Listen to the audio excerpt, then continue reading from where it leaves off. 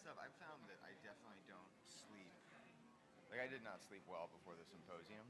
I'm hoping this year that I'll do better. Just because we've done it before. But you just supposed to because I think you had like gastroenteritis going on in the house. It was really the second day I thought I was gonna die. I was like the whole time just like up there. I was like, I don't. For 4 days,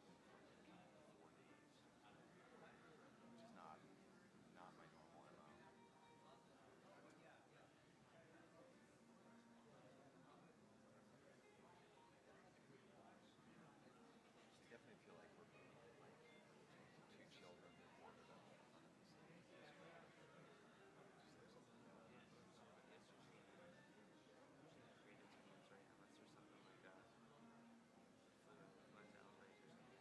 Remember that one was I gave 5 years, actually 7 years ago.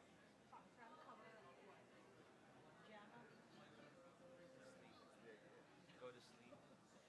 Just talk slowly.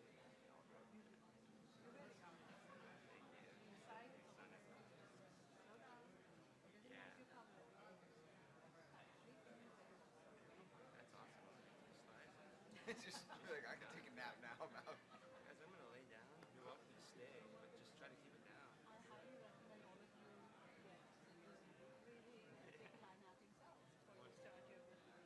days, I'm gonna start a lecture with like 2 minutes of meditation and the Japanese thing where you're gonna go. I don't know. You ever do that? Like you face the person to your right, and then you Give a go like massage. that, Come and in front then of me. you go. That's how I get people going, you know, a little more. That's kind of cool. I like that. It's like an icebreaker. Maybe for my ultrasound track, we're going to massage to the I like that. No, I didn't see that. The one who's been working on for a year about Parkinson. And I said, maybe the bedside society is inspire others to do a series on different biological systems. I was wondering if you got a lot of help from what's his name's book, like Steve McGee. Oh wow, more. Yes. This is not a good sign because Steve McGee's book really is like an amazing reference, and he mentioned that like so we could that probably isn't as Andy mentioned probably not that hard to do. It's hard to do, but not as hard. But Steve McGee's work, yeah. I think we should just start.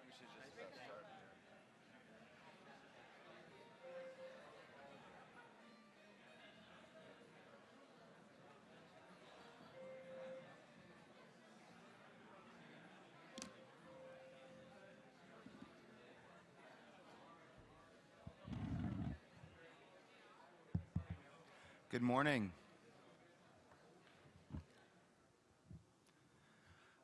Good morning. I have the pleasure to introduce our speaker this morning, but before I do, I have a couple of announcements. Next week, we're going to be joined by Dr. Linda Powell, sorry. She's going to be talking about behavioral clinical trials for chronic diseases, challenges in design. And the week after that, on August 10th, we're going to have Dr. Purvesh Khatri, who's going to be talking about adventures of a, quote, data parasite, accelerating translational medicine using public data. For today, I have the pleasure of introducing Dr. Errol Ozdalga. Many of you may know him as the Director of Communications for the Department of Medicine, but I've known him much longer than that. What many of you may not know about him is he's a local. He actually attended San Jose State University before heading off to New York Medical College and graduating from the top of his class. From New York Medical College, he came to Stanford for residency training, which is when I got to see him work on the wards. He was actually my resident for a period of time. And this is where I really got to see the magic of Errol, his passion for teaching, his passion for being a physician at the bedside, being present at the bedside with patients, was just absolutely amazing to behold. And I knew we really had someone special here, and I was really excited when he joined the faculty in 2011. Reading over his CV last night, it's clear he has not taken a day off since then. His CV was jam-packed with lectures, as well as what we're going to hear about today, him building the Stanford 25. He joined the Stanford 25 team, which at the time was just Abraham and myself, and in many ways we were both kind of floundering. Errol joined and has really made the Stanford 25 program into what it is today, something that we're all quite proud of. And I couldn't be more excited to introduce Errol to tell us more about it.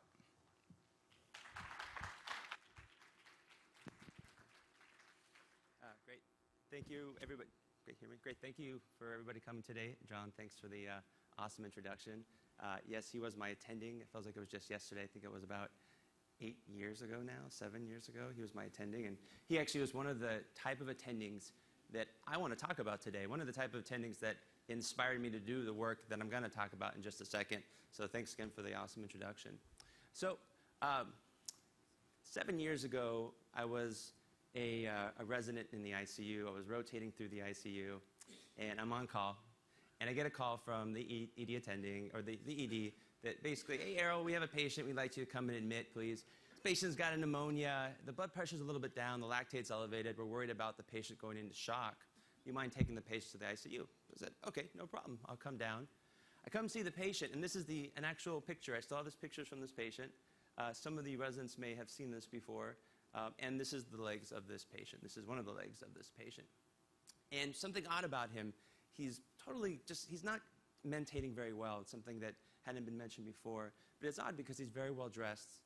He doesn't look like a person who shouldn't be mentating well or wasn't maintaining well very long ago. Happens to be a panoptic ophthalmoscope in the ED. So I grab that and I look at his, do a fundoscopic exam. And these are actual images of this patient's fundoscopic exam from 7 years ago.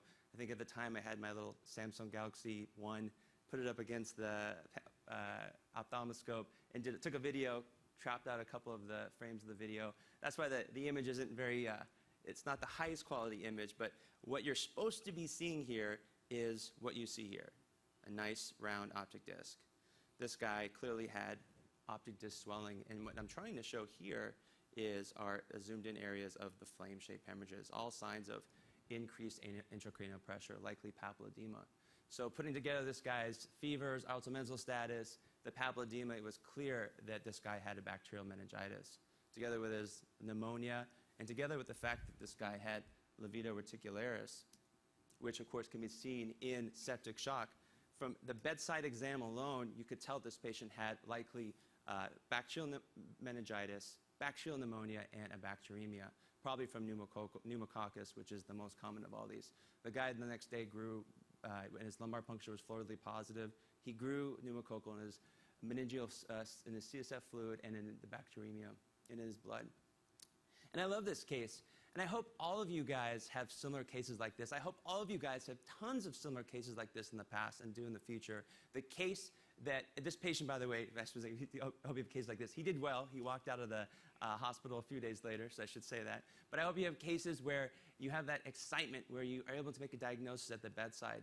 And I want to talk to you during the brief time we have today from that spirit, the spirit of the excitement that you have had, hopefully, and hopefully will have in the future, of what it means to be a doctor and what it means to be a doctor at the bedside for your patient. Now, I'm talking about the history. I'm talking about the exam, so I have to, of course, talk about the history, right? But I promise you I will only do one slide about the history. In fact, I'm not going to tell you much. I'm just going to tell you what I'm not going to tell you. I'm not going to tell you anything about Leopold Auenberger. I'm not going to tell you how he came up with the idea of percussion, you guys may have heard this, watching his father, an innkeeper, figuring out how much wine is in the caskets. I'm not going to tell you about Dr. John Nicolas Corvisart, the personal physician, the famous physician, personal physician of Napoleon, who was actually him who took Auenberger's idea of percussion and made it famous. Auenberger actually was ridiculed all his life for this silly idea of percussion, and it wasn't until Corvisart published on this the last year of Auenberger's life that people began to give substance to the idea of percussion. This guy spent his whole life being ridiculed for something that was indeed valuable. And lastly, I'm not going to talk to you about Dr. René Laennec. I'm not going to talk to you about how he one day was examining this young obese lady and thought to himself, there must be a better way to listen to the heart sounds as opposed to putting my ear against her. And he came up with this diagnosis we call the stethoscope. And there's a picture of the original one there. So I'm not going to talk to you about the history of the physical exam today. What I'd like to talk to you about is the physical exam history? Is it still valuable? Are we doing it, and should we be doing it? Some of you may have seen this cartoon. Came out and was published in JAMA a few years back. This is a drawing by this young patient in the middle, sister, sitting on the side, and she's drawing the encounter that her sister's having with her pediatrician intern and the family. And this was actually published by this resident's attending. And the story goes that after this drawing was done, the resident took a look at it. This was a new intern who was just practicing not very long. And he takes a look at this drawing, and he's mortified by the fact that all these years of getting into medical school, going through medical school, and this is what he's pictured as, staring at his computer. And I think this is a story that we all are not surprised to see, right? Let's talk a little bit about that. Our colleagues, Jeff Chi, John, actually Kugler, and a lot of other colleagues here did some really great work on looking at how much time we're spending in front of the computers. This was done with medical students. And essentially, they used Epic to figure out how much time our medical students are on Epic. Well, first thing to point out here is internal medicine is the highest. That's not a good sign. I would presume when we could all agree that of all the rotations they're going through, they're staring at Epic the longest. Maybe they're the most excited about medicine and they're just spending more time in medicine. I don't know if that's probably unlikely. But the other thing to note that they found is that the internal medicine students spend 6.2 hours per day staring at Epic. That doesn't include staring at UpToDate or hopefully whatever they're reading online, the computer, emails, pages, everything else. 6.2 hours a day. And what's even more shocking is they reported spending 4.9 hours. So not only are they spending all this time in the computers, they don't even realize how much time they're spending at the computer. Another study done by Jeff, along with some of our other colleagues, Jason Hum, Jonathan Chen, and David Oyang, they here were looking at our internal medicine residency program over the course of a year. So here they're looking at residents, and they're using Epic again. And they're able to say, we can tell when our residents are essentially clocking in, because when they start using Epic, they're essentially working. And we can tell when their day is done when they stop using Epic. And a couple things to note here. Well, certainly they're super busy in the morning, which is no surprise. But it also kind of challenges our notion of what we would want them to be doing. We would probably want them to be at the bedside, examining the patients, talking with their patients. But oftentimes we find that they're actually spending most of their time collecting data, going on a hunt to get all the data that they're dutifully supposed to do. The other thing that you notice here is that there's two dips. There's a dip during morning report and a dip during noon conference, of course. You would expect to see a dip there. But if you look, there's actually not as much as a dip as you would maybe hope to see. And I know that Ron and colleagues work very hard at this dip. They work very hard to make this dip as deep as possible. Number one, morning report is fantastic. Our chief residence is amazing experience, and having gone through it, it's one of the excellent morning reports. So is noon conference. And our residents, I bet if they could choose between writing notes and putting in orders and hanging out at noon conference with chips and learning stuff, I think they would choose noon conference or morning report. But the fact is, they're not able to get there. So my question as an attending my favorite thing to do is to teach I, of course, love patient care. I want to talk about the patients, but I also want to teach when we're doing rounds or even in the afternoon. How can I expect my residents to want to learn and pay attention when they can't even make it to their protected teaching time? In this study as well, they found that almost 37% of the time was spent working on Epic. One other pretty big study done over across the U.S. In Baltimore, published in JJM, was a study basically that they looked at two of their tertiary care hospitals, and here they focused just on interns over the course of a month, but they followed them in everything they do. And they found that over the course of a month, over 873 hours were logged, and during those hours, 3% were in handoffs, 9.3% were in miscellaneous things like walking. Anybody who's gone from B3 to F ground knows how that percentage can go up really quick. 15% in education, like morning report. 20% doing things like talking to consults and whatnot, talking with other providers, maybe outside doctors. but then 41% was again staring at the electronic healthcare record. 12.3%, which initially when I saw that, I thought, well, that's actually not too bad. 12.3% of the time with patients, you could get some good conversations there. But most of that time was during when they were on call, doing admissions, family meetings, procedures, counted for that, and very small amount of that was rounds. And in fact, if you break that down to all their patients, 12.3% actually only worked out to 7.7 minutes per patient per day. Not very much time with their patients. So we moved from a culture, this is of course that old black and white picture. I mean, we still see these pictures, we still see this today, but we generally move from this type of rounding to something more like this, where we're sitting in a room talking about our patients because all the information's there, and oftentimes I think it's a lot easier and saves time because we don't have the time to go and see all the patients together like we'd like to. I'd like to thank Dr. Kelly Skeff for sending me a bunch of information on the correlation between the electronic healthcare record and burnout. This is one such study, and Kelly's working on a study here at Stanford as well. This basically looked at over 5,000 physicians, 25% in the academic environment, and essentially showed that if you use the electronic healthcare record, you are doing more work, not less work like you might have initially thought before we rolled this out. And more importantly, you're increasing the likelihood of reporting burnout. And I think this has indirect implications to bedside rounding, to clinical skills, to having the opportunity to learn and to teach, because if you're burnt out, how can you be doing these things? Physical exam education in the US, in general, and I know that this is not necessarily the case for every medical school. In fact, at Stanford, they do various things that I think are ahead of other schools. But the basics are generally taught throughout the US. There's no standardized emphasis on technique. There's been studies, and this is just one study looking at a number of students that show that the students are not good at the exam. They're pretty good at the history, which I think is very important, but the exam they do far worse on it. And I'll talk more about Step 2 CS, but of course the OSCE, these tests are all done with standardized patients, not with real patients.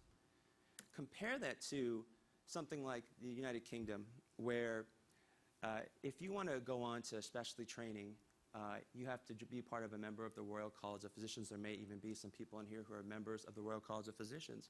They have a similar thing. They have a Step 1 exam, Step 2 exam, and they have their version of the Step 2 CS called the PACES, or the Practical Assessment for Clinical Examination Skills. It's essentially like our test, but it's essentially completely different than our test because they use real patients. They'll have an actual patient come in with some physical exam finding, and the poor student has to go, they're going to get 1 or 2 lines about the patient, then they have to go in, examine, they have to do a focused history, they have to do a focused exam. They only have about, I think, 5 to 7 minutes, and someone's watching them the whole time and writing down as they do it, checking off things to make sure they're doing the things they're supposed to. Then they have to come out and present their exam findings and what tests they'd like to order, the differential diagnosis and what tests they'd like to order. This test, unlike our test, leads to a very relatively high fail rate, anywhere from as low as 35% to mid-80% of the people will pass it. So a significant number of people will not pass this test, as opposed to US Canadian students in the US. The 2015 data shows 96% pass rate. Such that to the point that there was a recent petition out of Harvard to abolish the Step 2 CS. And tens of thousands of people at this point, this is an article from back in March, have signed this already. The key thing I want to emphasize here is that assessment drives learning. By that, I mean, in the United Kingdom, the residents will go and run after the attendings and say, I haven't seen this exam finding, or how do you do this exam finding? I need to learn this because I'm going to be tested on it. Versus in the US, no one's doing that, right? You don't have time to do that. You're dealing with all the other things that we were just talking about because you don't have the time. This certainly isn't something that our residents don't want to learn. In fact, I think our residents are as enthusiastic as anybody. It's simply if you put them in the environment like we have right now, you can't expect them to be able to learn the things that we'd like them to learn. So enter the Stanford Medicine 25. So as John mentioned, Abraham and John really started this about six years ago. and I joined on soon, and we've grown tremendously since then. And the purpose of the Stanford Medicine 25 is essentially to promote the culture of bedside medicine. It's a general tagline, and really what we do is we teach physical exam skills, and we try to promote the importance of it in any way possible. So one of the things that we do are Stanford 25 sessions. And the Stanford 25 sessions are 1-hour sessions. They take place of morning report. And the goal is for our residents and students who attend to come into the session and then walk out having become more confident in at least one exam skill that they didn't know before, or at least, if they knew it before, become more confident so that they can teach it to somebody else. So whatever level they're at, we want them to become better at the clinical exam, whatever topic it is. And the thing about the physical exam is that most of what we teach is not rocket science. It's actually quite basic stuff. And a lot of times we don't know what we're doing because we know what we're doing, we just don't have the time to actually do the exam. Or someone didn't teach us the subtle techniques that can make all the difference in that exam. My favorite example of that is the fundoscopic exam. When I was a medical student, I had this really awesome, enthusiastic attending, and he'd take all us to the bedside and he'd say, "Hey, Errol, check this retina out. This is unbelievable." Grab his ophthalmoscope out, pivot, pivot, pivot, look around, and then hand the scope to us. And then we do the same thing looking around. He'd be behind us. "Do you see it? Do you see it?" Hand it to my fellow students. We do all the same thing. We look at him and we say, "Yeah, that's pretty awesome." We didn't see a dang thing. We didn't see anything because we didn't know what we were doing. But then I come and realize how simple this is. And it was eye-opening to me how these things that we're teaching are really so simple. So we want them to learn one new exam technique they didn't know before. And we think of it as the exam is like a procedure. See one, do one, teach one. They have to practice. And I love that. In fact, if we do Stanford 25 sessions that we don't give enough time to practice or it's not part of that session, the feedback will say, "We didn't get to practice." And I love seeing that because it really drives the point down that we need to make sure there's time to practice. So we'll demonstrate an exam, and then the residents will practice on each other or a patient, depending on the exam that we're doing that day. We use real patients, and this is one of the things that we're actually not aware of any other program. I'm sure there are more programs now that does this, that will take real patients and bring them into a classroom setting and create an environment where you're there simply to focus on the physical exam, to learn the physical exam. This was a session up top here. Actually, it was a session led by Beth Martin with a patient of hers with chronic lymphocytic leukemia. He had a pretty impressive spleen exam. He actually has been cured, been treated, and much better now. But I remember this session, some residents were saying, "I had never appreciated an enlarged spleen before." Some of them were R2s, and later R2s. And imagine going through residency and never appreciating an enlarged spleen and having somebody examine that with you. I think that would be a shame for you to go through 3 years and not do that at least once. I don't normally put pictures of myself on my slides, but that's a picture of my dad. We'll take patients from anywhere. So my dad has bad circulation, so I dragged him into a Stanford 25 session and did one on the peripheral arterial disease. This picture on the bottom here is a picture with Dr. Junaid Zaman, who is part of our group, and he led a pretty awesome session on the approach to aortic insufficiency. I love this picture because our patients oftentimes love being part of these sessions, and they'll oftentimes bring family members with them and have a lot of fun with it. And of course, you guys all know the saying, some of the best teachers aren't us, it's our patients. And these patients that come to these sessions that volunteer their time to come in, I mean, they're not, oftentimes, usually they're not in the hospital, they're at home, they're coming in just to teach, to help us teach the residents, and it's really, really meaningful. It's an opportunity for our residents to really get to know the patient's history.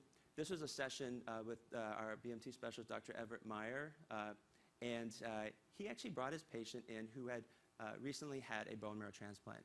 And residents got, many of them for the first time, to examine a patient who had a bone marrow transplant and dealt with some of the problems of graft versus host disease.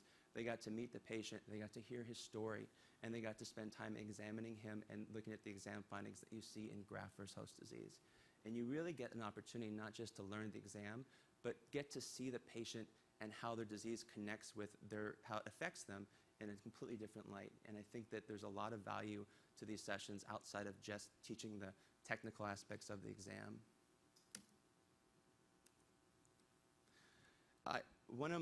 The next few slides here are probably some of the most important slides to me because Thanks, actually, a couple years back to the advice of actually Ron and the program directors, we were initially doing a lot of these sessions on our own, and then we realized, listen, let's expand this out. Let's build on the expertise of all the faculty in our department and as well as faculty outside of the department. And that's what we've done in the last few years, and it's been tremendously valuable to us. And so we're extremely grateful to all the faculty who are part of these Stanford 25 sessions. Dr. Rosenberg, one of my favorite sessions, he leads a session on the approach to lymphadenopathy, and he brings a patient in that was been his patient for years. The patient that was part of, when he was involved with the initial Hodgkin, he called these things back then clinical trials. Back then, that's what they called them. It was amazing to hear the stories of when these clinical trials first started, and it had all the residents on the edge of their seat, and to see he still connected with his patient this far along, that alone, forget about the actual technique of the exam, was in itself extremely valuable, and one of my favorite sessions. Here's another picture of Dr. Mindy Nguyen leading a Stanford 25 session on the abdominal exam. We oftentimes bring in patients of hers with different diseases, usually chronic liver disease. And another picture here of Michelle Barry doing the exam of the foot, which is something we oftentimes don't have an opportunity to focus on, especially in internal medicine training, but certainly something that is extremely valuable. So you see a list here of many doctors, many of them here too, Dr. Neil Gesundheit, so many doctors here to be thankful for all their effort in helping us with this program. One thing I want to emphasize is we're not just trying to have our residents and students learn. More importantly, we believe that this is an opportunity for them to grow and to become teachers, and ultimately we want to produce leaders in our program. And the type of leaders that when I think of a leader in academic medicine, I think of someone who excels in lots of different things, in research, in patient care, in being able to be at the bedside, surrounded by your peers or students, and being able to confidently be able to teach, interact with your patients, and conduct yourself in such a way that inspires others. That's one of the things that I love about this type of teaching, is that's really the ultimate goal that we're trying to create here. After every Stanford 25 session, we do surveys. And so one of the questions we ask basically is this is just a breakdown of their level. So usually it's residents, over 90% residents, and we do have the clerkship students and occasional visiting students. So we ask questions such as, the Stanford 25, has it helped me improve or learn or improve upon a clinical skill? And we have generally about over 90% say yes or absolutely yes. We'll ask them, has it helped me increase my ability to teach others at the bedside? Same thing. And finally, we ask them just an overall rating. And again, it's pretty well received, and we're always looking for feedback to improve it as well. I think that one of the reasons why I think these sessions are well received and do well is because it touches on a key aspect of, I think, education, especially for the millennial generation, is you have to keep people engaged. I think that's why morning reports are so great. They're intellectually engaging. We try to keep things intellectually and physically engaging by getting people involved with their patients and the exam of their patients.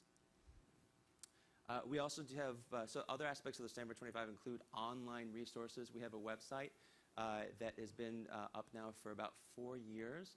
And currently it's you get about 4,000 to 5,000 visits per day. It's the highest trafficked website in the Department of Medicine and the third highest in the School of Medicine. We have a lot of videos that are coming out, a lot of videos currently and a lot of videos coming out from various topics, including topics we cover in the Stanford 25 sessions. We have a blog and also a social media presence. The purpose of these is essentially to attack that culture aspect. We're trying to teach things, but more importantly, we're trying to remind people, hey, exam, don't forget the exam, it's important. Learn this, think about that, and incorporate it into how you care for your patients. Last year was the first year we did a Stanford 25 Skills Symposium, which John is the director of, and it was pretty awesome. We had participants from 13 countries and from all over the United States. And the next one is this upcoming August 27th and 28th. One of the things we'll be doing is leading an afternoon course where right now I have about 70 participants coming from all over the world. And our goal for them is to teach them how we do the Stanford 25 sessions. We're going to demo it for them. We're going to give them handouts with the actual step-by-step ingredients of each session so they can hopefully take it home to their institution and create their own Stanford 25 sessions. And if you don't mind, we did a documentary of last year's symposium. I snipped out 2 minutes I'd like to share with you, and I'll play it right here. Need to make those connections, and we really want to learn from each other. It reminds me as to the reason why I came into medicine, which is to be able to make that difference for the patient. And the bedside experience really just heightens that experience and makes the most of the relationship that you build, and it's something we cannot do without. Patients are asking for more bedside attention and better examinations. Doctors would like to get back to it. So I think that's why it's important to have a conference like this. I see the next couple of days as really helping all of us think about that intersection of science, technology, and humanism, which is really what makes medicine what it is, as opposed to pure science what it is. Things that I've figured out from being at this conference is how to apply evidence-based medicine techniques to the teaching of bedside medicine. One of the lectures that we had talked about how clinical diagnosis skills are even better than ordering an MRI for detection of certain clinical problems. I think that when my students hear that, they're going to say, wow, what I do is really important. It's even better than a radiologic technique. And the real reason students need to master physical exam is because a large chunk of diagnosis, there is no diagnostic standard beyond your observations at the bedside. There's really important ways of making diagnoses at the bedside by spending time with your patients and observing what's happening with them, performing certain high-yield, low-cost maneuvers. And I think it's something that we've gotten a little bit away from in the era of the electronic patient medical record and our ability to do very advanced but sometimes expensive diagnostic imaging tests. I'd like to think 5-10 years down the line, people will look back and say, you know, this was the moment. Maybe they'll look back at this meeting and say this was the genesis of a grassroots movement bringing doctors back to the bedside, because that's where the patient is. So I'd like you guys to imagine for a moment we live in this utopian world where we have all the time we need to do bedside rounds, and every patient encounter is a joyous event, and time's not an issue. The question still remains, is the exam still valuable? Is it still important? Obviously, I'm a biased person. I'm making a case for it. But too often you see stuff like this, right? The stethoscope, a timeless tool or an outdated relic. People are constantly questioning whether it's really still valuable or whether it will be valuable 5 or 10 years from now. And I think that, I'm not here to answer that question for you. I just want to throw it out there and have us be thinking about this. Who knows what will be in 5 to 10 years or 50 to 20 to 50 years and so on and so forth. Who knows what kind of medicine we'll be practicing in the future, right? Will we have Star Trek-esque diagnostic tools? Maybe. Even if we have Star Trek-esque diagnostic tools, do we still want to forgo the physical exam? Abraham Verghese is, of course, probably the world-renowned person on this topic, the doctor's touch, he uses the term. And this is one study that essentially was just looking at the interactions between patients and doctors, and forgetting all the medical degrees and the knowledge and all that stuff, they found that simply your way you interacted with your patient, of course, predicted greatly how your patients thought about you. Of course, common sense stuff, right? But we have to question what patient-centered care, what we think medicine is, and what our patients are experiencing as well. And I think that's important to keep thinking about that. This was a brief article about a patient who was diagnosed with Parkinson's disease. This is not the actual patient files. These are a couple of patients of mine over the years. And the patient was diagnosed with Parkinson's disease and was treated on the medications for Parkinson's disease, sent to another doctor, not getting better, until finally a specialist realized that the patient didn't have Parkinson's disease. The patient had, what you see on the left here, essential tremor. A simple differentiation of a postural versus a resting tremor was misdiagnosed. And of course, there can be overlap, there can be lots of other things associated with this, but I think too often in medicine, and not necessarily here, I think we do a pretty good job here, and I mean that, but I think too often in medicine, we run the risk of missing opportunities to take care of patients, to make the right diagnosis, to save our patients from the bad outcomes of a wrong diagnosis simply by not doing a good job on our clinical skills, teaching our clinical skills and learning our clinical skills. I would argue, would you ever want your patient to have to go for imaging to make this diagnosis of a thyroid nodule, knowing that it's a thyroid nodule simply because it's moving up and down? This was a patient, this wasn't a patient, this was a student of ours. You see the stethoscope from in Japan, actually. He had a giant thyroid nodule. He got it checked out. It was benign. Hopefully you can see this here. The diagnosis, you see a big bulging neck arteries, the sign, a Corrigan sign of the patient with aortic insufficiency. You could, if you were to observe this, you would probably already know what the patient has before you even put your stethoscope on their chest. And that was a patient of ours that we used for our video in Stanford 25 sessions. And then thanks to Alex Prino for recording this image. You see the neck veins when the patient takes a deep breath in. And you see those neck veins clearly go up. A nice a video of Kussmaul sign. How awesome would it be to know that your next step, just by looking at those neck veins, are to listen for distant heart sound, distant lung sounds, heart sounds, or potentially looking at EKG for right heart failure, the two things that you'd see that in. This was actually a comment left on an online article between Abraham and the AMA president talking about bedside medicine, and I'll read it to you. I have a question for you, Dr. Verghese. I'm a PGY2 in internal medicine at a well-known program. Even though I agree with you completely that, and indeed went into medicine for the purpose of meeting people at their root need and offering healing in whatever way I can, I am instead typing this response on the same machine where I spend almost all my time. With minimal time left for the patient, due to EDs and the way the American healthcare appears to be practiced now, I have no choice but to virtually remain tethered to this computer as I wait for another admission. Were I or my interns to spend the necessary time with patients, the backlog would fill almost immediately, and our list would be maxed out. Any thoughts? This is not what I thought medicine would be. You may want to feel bad for the resident. Maybe the resident just came off a long shift and was online looking at this, but I'm actually not worried about this resident. I'm actually worried about the resident that is so busy with all the work that they're doing, that's so far away from knowing what it used to be like before, that they think that the medicine that they're practicing right now is the way it's supposed to be. At least this resident knows that something is wrong. And so I don't want to leave on a negative note. I did want to propose a few things. How can we improve this? First off, obviously, I'll agree that it needs to be improved. I think that over time, and it's been talked about in grand rounds here, that we're still learning how to deal with all the technology that's come into medicine in the last 5 to 10 years. And it does seem like every day I log into Epic, there's like a new reason to click something. I think that over time we will figure this out, but it will take a long time. And a lot smarter people than myself have theorized this, but it will take some time. I think, though, in the meantime, we need to be more thoughtful about who makes decisions on how long we spend in front of a computer, and those people need to be the same people who are spending time in front of the computer with patients. I think there needs to be a better understanding of the exam findings that have high value. I didn't talk about that here, didn't have time for it, but there are certainly exam findings we know that there's evidence behind that are good. There's exam findings that we know have evidence behind it that they're not good.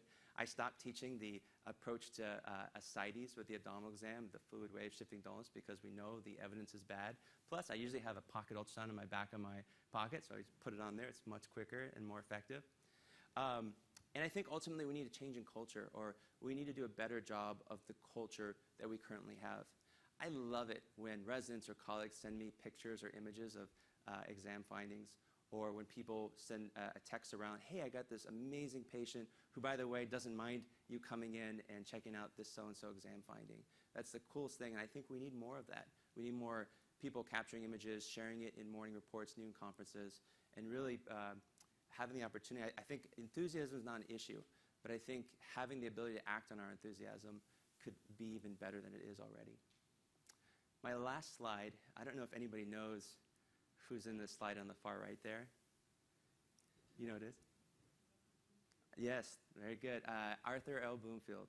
Dr. Bloomfield was basically in charge of our department, in department in 1926. I love this image. I stumbled upon this image when we were putting together the annual report last year, and we were doing a theme on past versus present. And Dr. Bloomfield was known in his time, and it was written, I read some great stuff about him, about bedside rounding. He would round on the, and residents and students would follow him everywhere, and he was known for quoting Shakespeare and just extremely funny and entertaining while he taught the residents. And he actually became known, in the whole region, he was known for his bedside rounds. He actually was the chair after Dr. Hewlett, who's both those names are namesakes for a lot of different awards. Dr. Harrington's the Arthur L. Bloomfield Professor, so the chair's name is covered under his name as well. I noticed what's going on here is there's a Dr. Bloomfield with a residents watching, and a patient. This is essentially a Stanford 25 session from 80 years ago. And I think it's pretty awesome to see that what we're doing now actually was going on in this very space years ago. And the thing about this, it just makes me think, you know, we had great teachers back then. We have great teachers now. We have great specialist teachers, primary doc teachers, non-specialists. We have great teachers that have been practicing for 30, 40 years, and people who have been practicing for just a few. We have great people teaching here. And I wonder if we're doing the best we can to take advantage of all that wisdom and experience to impart on younger faculty and our new faculty. So that's just something I want to just leave with. And before I fully finish my other important slides, I just want to say a special thank you to our Stanford 25 team. I mentioned a few names up here, but I want to mention Sonu Thadni, who joined us a couple years ago and has taken us to levels that we didn't believe was possible, and she's an amazing leader. I mentioned John and Jeff Poonam, who does a ton of stuff in many ways, including medical school education. Andrew Elder is actually the person in charge of that PACES exam for basically the whole world. Maya outpatient, a great outpatient doc, and tons of teaching for us. I think everybody knows Lars. I mentioned Junaid, Lisa Shea, who's been a great helped us, our new member, Akansha, and special thank you to Nancy and Jody, and as well as Balfour, who is applying to medical school now.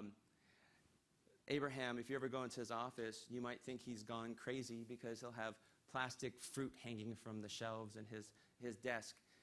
He was the one who came up with our logo of the tree with a giant apple on steroids.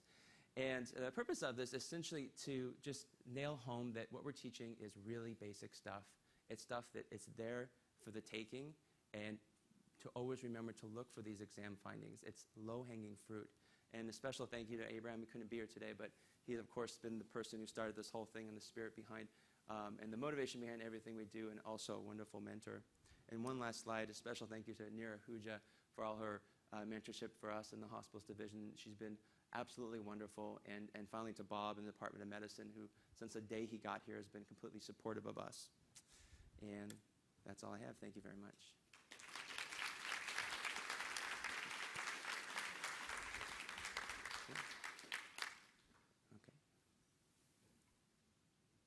Okay. Any questions? I'm fill these myself. Yes, please.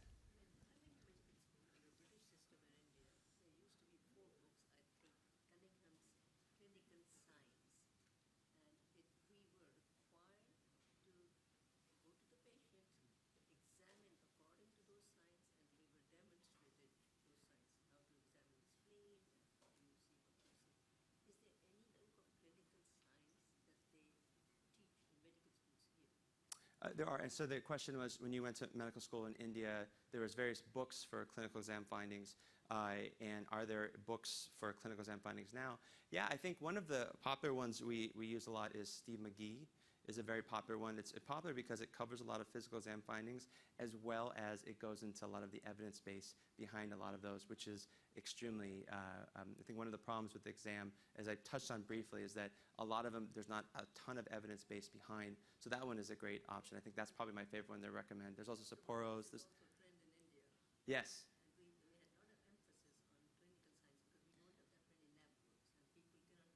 Yes, and in countries where you have more emphasis on that, they tend to be trained even better at the physical exam.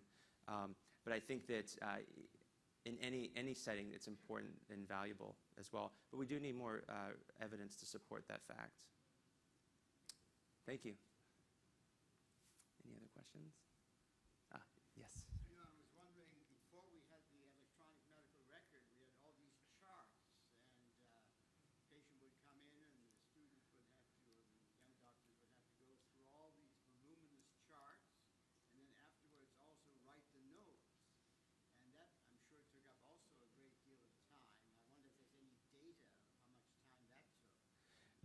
So you're asking, is there data regarding the amount of time we're spending for pre-electronic healthcare record, post-electronic healthcare record?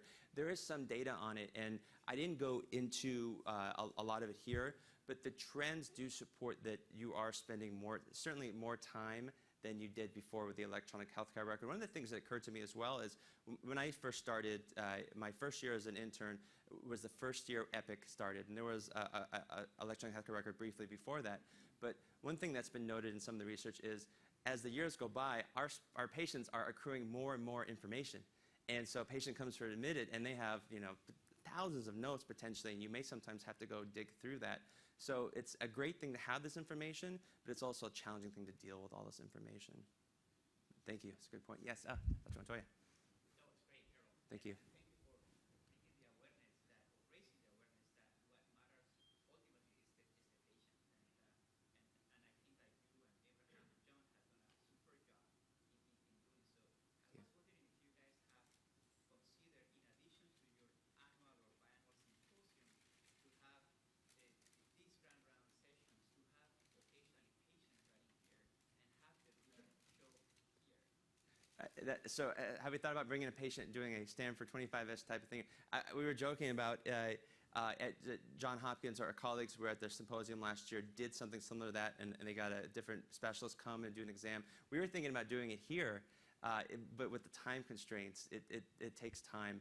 During our symposium, I actually have a patient we're going to be bringing on stage, and we do the symposium in this room, that will be doing that. But it would be really cool to do it at one of our ground rounds as well. I wouldn't be against it. That would be wonderful. We do patient presentations all the time. Why not bring a patient in as well? Yes, Dr. Rosen.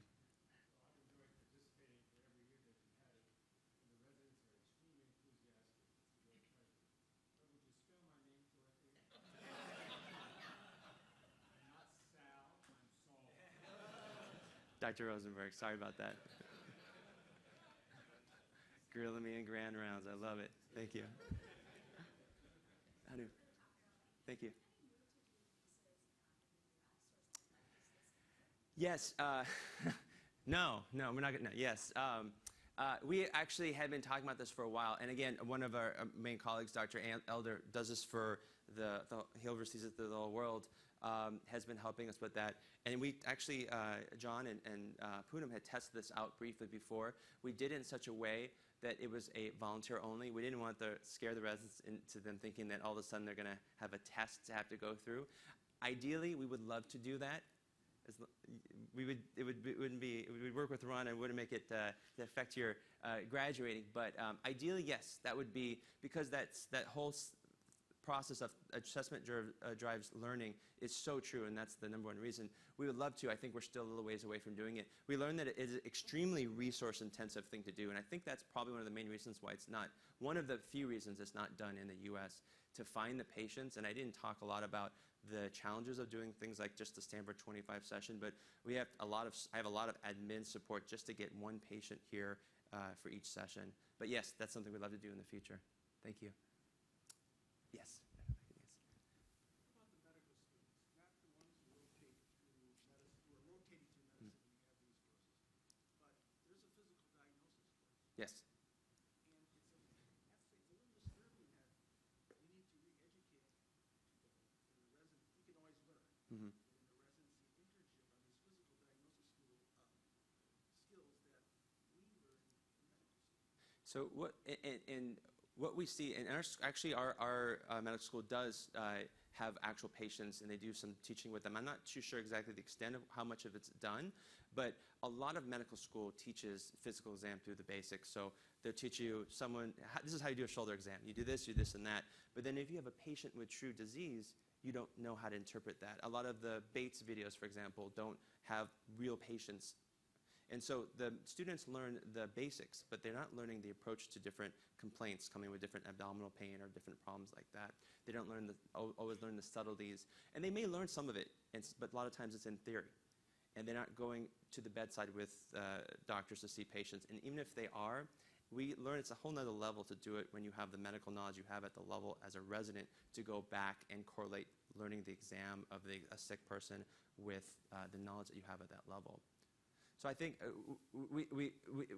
our senses, and there's more data to be found in this area, absolutely, but that there's high value to learning the exam at the level there. We're not teaching it enough at the medical school level, basically. Ken? Yeah, Earl, that was terrific. Thank you. You've talked a couple of times about developing a body of evidence to support things that we do. This area seems to be ripe for doing randomized trials. You could randomize half the inpatient services to a stethoscope and the other half to no stethoscope and see if there's any difference. I like it. It's bold. Is Yeah. anything like that being done in this field, here or elsewhere? I don't think it's being done anywhere right now, and I think I mean, absolutely, it's something that we've been, right now, we're putting a lot of our energy into building this educational platform and the online resources, but I think that to expand it to the research level, to the next level, as you propose, is not a bad idea. It's a great idea. Thank you. Yes? I was the last group of residents and Dr. Bloomfield from attending. Wow. And there was nothing made you organize your thinking more than to stand there. He was at the left side of the bed and you at the right, and present the history very quickly and demonstrate the prominent physical findings. It was an ordeal, but I think it earned well. That's awesome. Thank you. Any other questions? Yes, Beth? To reiterate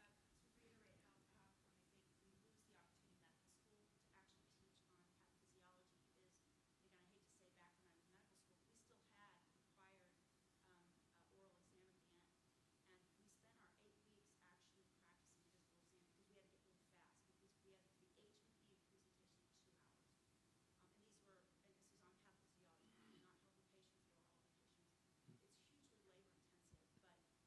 a bad thing